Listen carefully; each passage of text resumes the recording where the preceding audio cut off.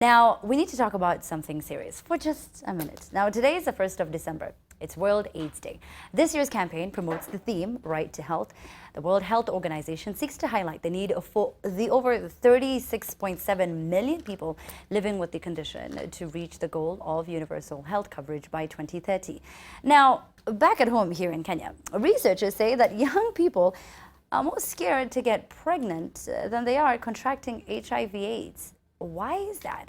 Is there very little information about it? Is it, what is going on? Maybe you can tell us and we can talk about this. The hashtag is a trend with Amina. I would love this to be a conversation. And we brought on someone who's one of my good friends as well, and someone who has never talked about this, and for the first time today went on social media and posted a lot of personal information. And when I called her to come on the show, she was like, you know what, I think I'm ready. Xtatic. Welcome to the show. Thank you, thank you. I'm so glad to see you. Oh, I'm so glad to see you too. You look great. You look great. Thank Congratulations you. on this So gig. do you. Like, this is so you. Yeah, I want to talk about other things. You just won't allow me, but it's fine. No So problem. congratulations to you being with King. Yeah. King is a great guy. Yeah, he is. Yeah, he he really is. Yeah. So I'm so happy that you agreed to come on the show Yeah. and talk about HIV/AIDS, and for you from an extremely personal Yeah. perspective and standpoint. Yeah. And it's because this is something that affected you. Yeah. And still does. Yeah. So for the viewers who don't know, maybe you can tell us your story. I went through when I never thought that I would go through it. Like I would have, it was one of those things that I used to read books about or see in TVs and everything. So when it happened to somebody so close, my mom, it was, it just hit hard, but we always thought that, she would be strong through it and she would make it and everything. We just had the hope throughout. So going through it was just kind of like a new experience to so many things. Yeah. I can say it opened my eyes to a lot. And in fact, a lot of, not only that, like from different aspects, especially like even human suffering and all that. Yeah. But yeah, it really, I think her going through it is the hurting part. Yes. Than her dying, Yes. like, because I already, like, the thing with human beings is that we try to avoid death as much as possible, even if we pretty much know we're immortal. Yeah, we know our mortality, but we try to ignore that. So that has never been like a scare to me. Like that's why we almost kind of even wish we don't die. Yeah. Yeah, but it was her suffering that just it was hurting to me. Just seeing her every single day. Yeah. Yeah. So it's been 2 years since your mom passed, right? Yeah. And you shared this story when she passed on, and you said you don't want anyone to ask you any questions and you don't want to talk about it, right? And people did respect that, which was so surprising because blogs never wrote about it. And Yeah. right? Yeah. It was so shocking to see because they always invade everyone's privacy. Now, if you don't mind me asking, because you told me we can be as candid in this interview, how did your mom contract the virus? Well, it was very complicated. I partly got to know. I got really mad. It was from somebody she trusted, and it's kind of like one of those things where you don't even know where to start because you want to get angry at a person. You almost feel like you want to go and get vengeance and whatever. Like, it was that time. But I was like, I accepted it. I accepted a lot of it. It's like, let's move on, from this because I'm just gonna be angry forever. Yeah. Where's your dad in all of this? My dad and my mom had they divorced like way back when we were kids. Yeah. Yeah. Is he involved in your life in any way? Is he a part of it? Kinda. Okay. We don't see each other much. We don't. We talk on phone most of the time. Yeah. But right now he is. But before we weren't in communication because of a lot of things that happened earlier in my childhood, teenagehood. Yeah. And everything. Yeah. You have a small sister? Yeah, I do. Ako na miaka ngapi?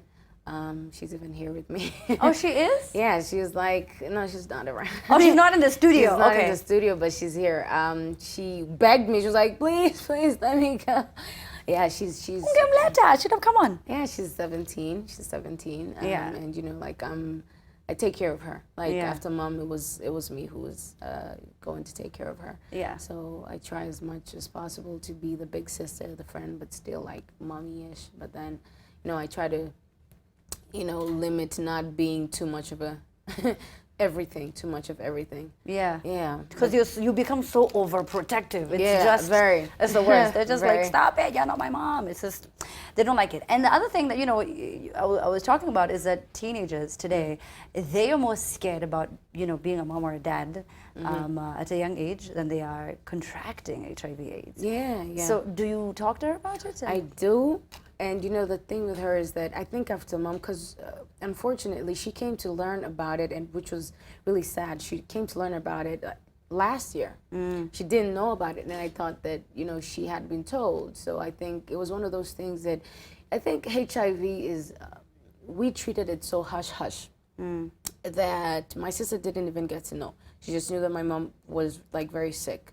And she was sick continuously. And she was 15 at that time. So most people who were around her thought that she wouldn't understand.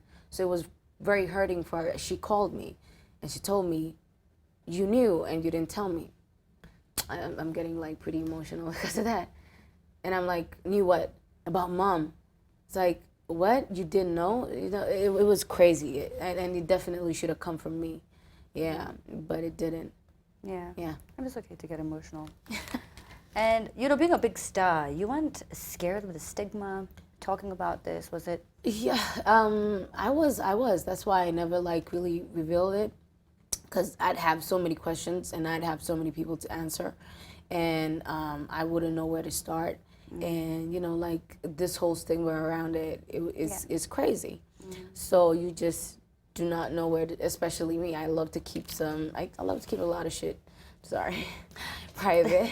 It's okay.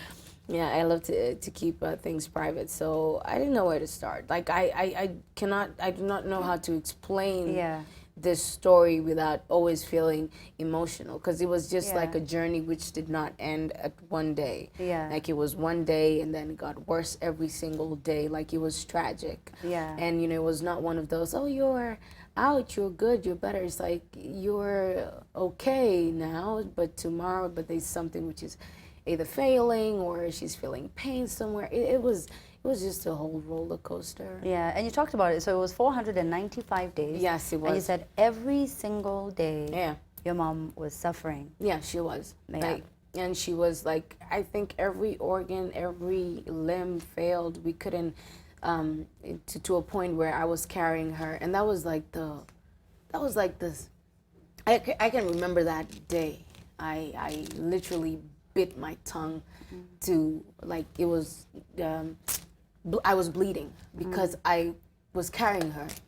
Oh. And she was so light.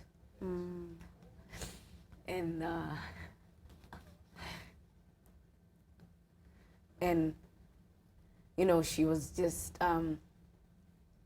she was not there, like, and I took her outside and yeah, sorry. It's okay. And you now want to talk about it because you also want other people to go out. You want them to get tested. And, that's what you're telling your followers, right? Yeah. Yep. That's what, because you never really know. Because I feel like we trust too much sometimes, and some people hide so much, and it's crazy.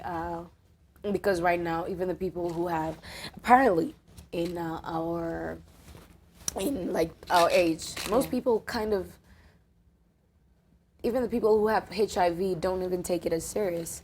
Some of them, like, in this day and age, and that's the saddest part about it, because I heard somebody who had like HIV talk about how he cannot tell his chipos, like he has it, he's just enjoying the person who gave him didn't even tell him, so so why is he telling anyone? Yeah, exactly. And that is really sad to hear that somebody could do that, because the way the way it works is just that you don't know how some people, because my mom's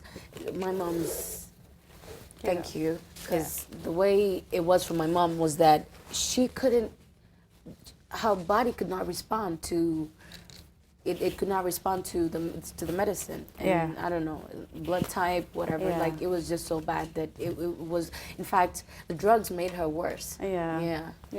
I'm sorry, Xtatic. And it's very brave of you to come out and talk about something that, you know, with someone who's in the limelight, such as yourself, you know, constantly being judged and people having an opinion about your life, and coming out and talking about something like this that needs to be talked about, and telling people, I didn't think this would ever happen to me. You know, go out and do something about it. Either help, either, you know, reach out to someone who's being affected, go get tested, use a condom, you know, so I do applaud you for that. Thank you. I really thank do. you very much. I really want to hug you. I really do want to hug you. I really do. I'm so sorry. All right, fine. So let me get back to my seat. And thank you so much for coming through. We do hope you said next year music will be crazy and we will hit you for it. It will be crazy. It will be crazy. I just thought I should, you know, I was out of Sony in April, like just this year, and then I decided, I went back to recording, but it didn't work out with the management that I had. So I decided, you know what, let me just give it like, let me start afresh. Let me start when I know exactly what I'm going for, because my music is hard to digest. The market is crazy, so I have to push it like constantly. I have to have this strong push behind it. So I just decided that I'm just gonna work on that. You know, it's never too late. So we'll have that interview when you come back. You said next year. So I wish you all the very best. Thank you so much. This is very brave of you, Xtatic. I really do appreciate it. So